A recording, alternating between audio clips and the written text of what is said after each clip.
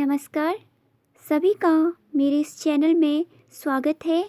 आज से मैं आपके समक्ष लेकर आ रही हूँ महत्वपूर्ण प्रश्नोत्तर की एक सीरीज।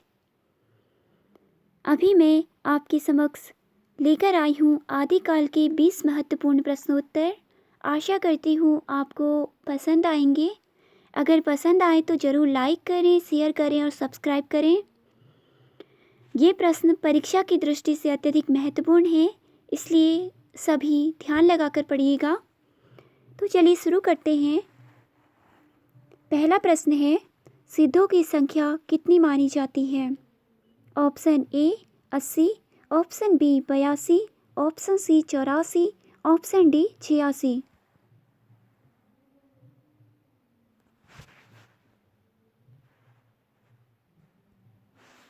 इसका उत्तर है ऑप्शन सी 84। अगला प्रश्न है, नाथ संप्रदाय के प्रवर्तक कौन थे? ऑप्शन है मत्स्येंद्रनाथ, गोरखनाथ, गाहनीनाथ या गोपीचंद्रनाथ। आप सभी इन प्रश्नों का उत्तर अपने मन में देने की कोशिश कीजिएगा ताकि आपकी अच्छी से प्रैक्टिस हो जाए। इसका उत्तर है गोरखनाथ, ऑप्शन बी। गोरखनाथ को नाथ संप्रदाय का प्रवर्तक माना जाता है। अगला प्रश्न है, अपभ्रंश का वाल्मीकि के नाम से कौन विख्यात है? Option A Devsen, option B Joindu, option C Dhanpal, option D Swayambhu. इसका सही उत्तर है स्वयंभू। स्वयंभू को अपभ्रंश का वाल्मीकि के नाम से जाना जाता है। अगला प्रश्न है, स्वयंभू द्वारा लिखित कौन सा ग्रंथ अपूर्ण है? Option A Swayambhu Chhand, option B Paumchariu, option C Ritthanemichariu, option D सभी। इस प्रश्न का सही उत्तर है ऑप्शन बी पौमचर्यु। यह स्वयंभू द्वारा लिखित एक राम काव्य है।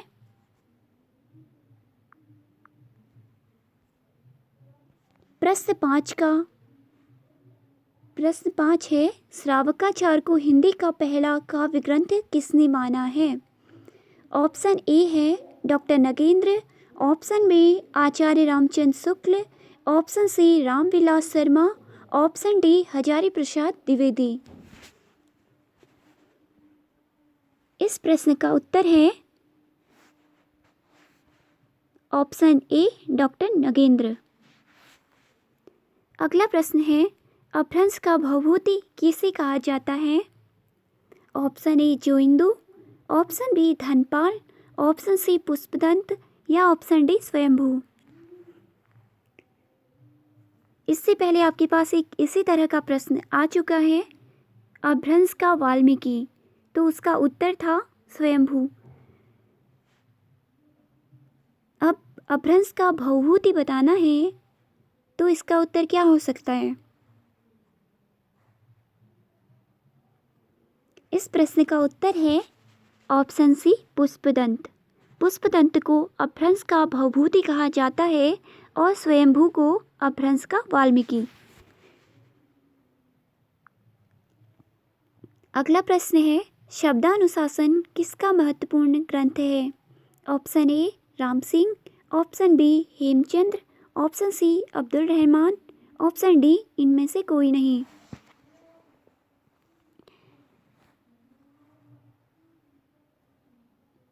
इसका सही उत्तर है हेमचंद्र, ऑप्शन बी बिल्कुल करेक्ट है।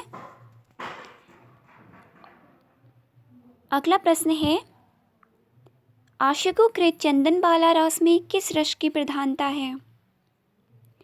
ऑप्शन ए वीर रस, ऑप्शन बी श्रृंगार रस, ऑप्शन सी वात्सल्य रस या ऑप्शन डी करुण रस।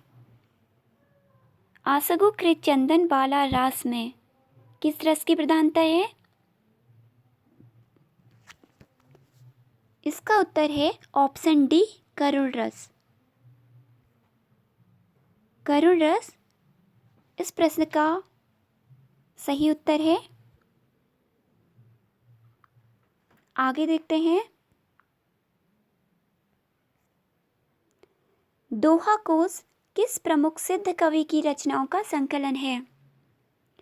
Option A Shabarpa, option D B Sarahpa, option C Karnahpa या ऑप्शन डी लुईपा।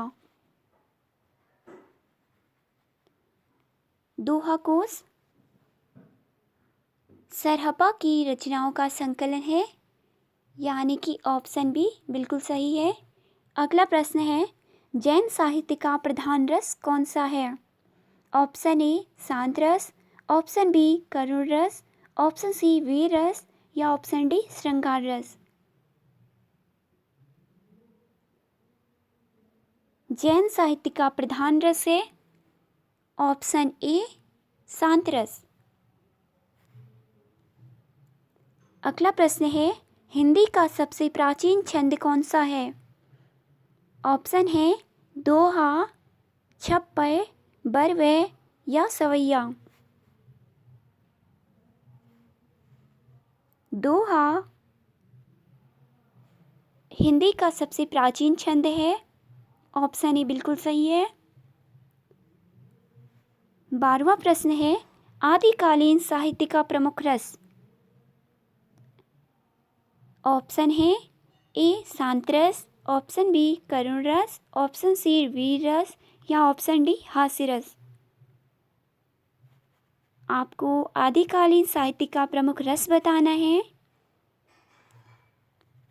तो इसका उत्तर है ऑप्शन सी वीर रस। वीर रस आदिकालीन साहित्य का प्रमुख रस है। अगला प्रश्न है, आदिकालीन काव्य में किस प्रवृत्ति का अभाव है? ऑप्शन ए भक्ति, ऑप्शन बी राष्ट्रीय चेतना, ऑप्शन सी प्रकृति चित्रण, ऑप्शन डी श्रृंगार। इसका सही उत्तर है ऑप्शन बी राष्ट्रीय चेतना। अगला प्रश्न है, राहुल सांकृत्यायन ने हिंदी का प्रथम कवि किसे माना है? ऑप्शन ए सरहपा को, ऑप्शन बी स्वयंभू को, ऑप्शन सी पुष्य पुंड को, ऑप्शन डी देवसेन को।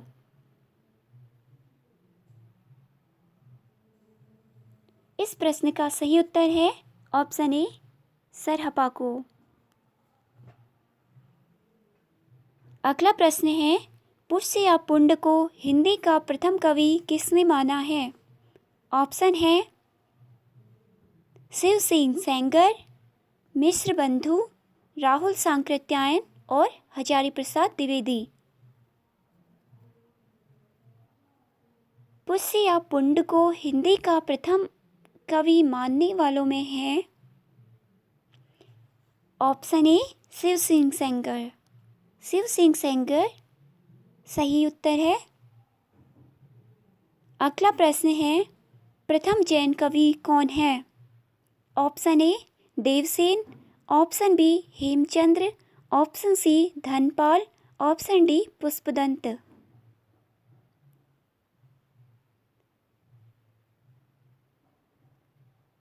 इसका सही उत्तर है ऑप्शन ए देवसेन।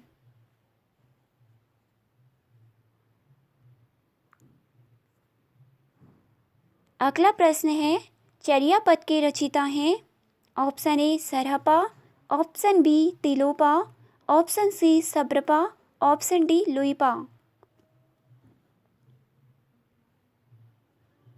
इसका सही उत्तर है शबरपा। चर्यापद की रचयिता है शबरपा और दोहा कोश के थे सरहपा।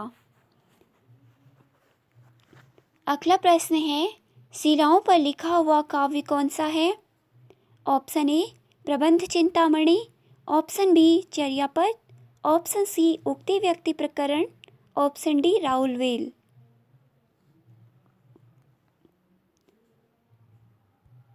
इस प्रश्न का सही उत्तर है ऑप्शन डी राउलवेल। राउलवेल शिलाओं पर अंकित एक कृति है। तो चलिए देखते हैं अगला प्रश्न। अगला प्रश्न है, ऐतिहासिक चरित काव्य है। Option A Kirtilata, option B Kirti Pataka, option सी पदावली या ऑप्शन डी इनमें से कोई नहीं।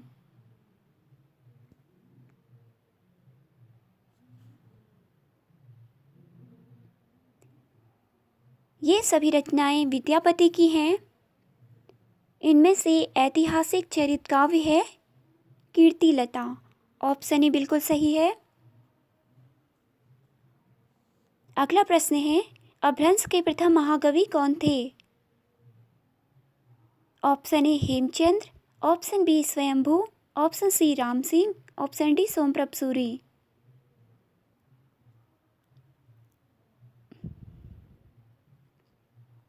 इस प्रश्न का सही उत्तर है स्वयंभू। अपभ्रंश का प्रथम महाकवि स्वयंभू को माना जाता है। आज के 20 प्रश्नों की सीरीज है। आगे अन्य महत्वपूर्ण प्रश्नोत्तर अगले वीडियो में लेकर आऊँगी। तब तक के लिए धन्यवाद।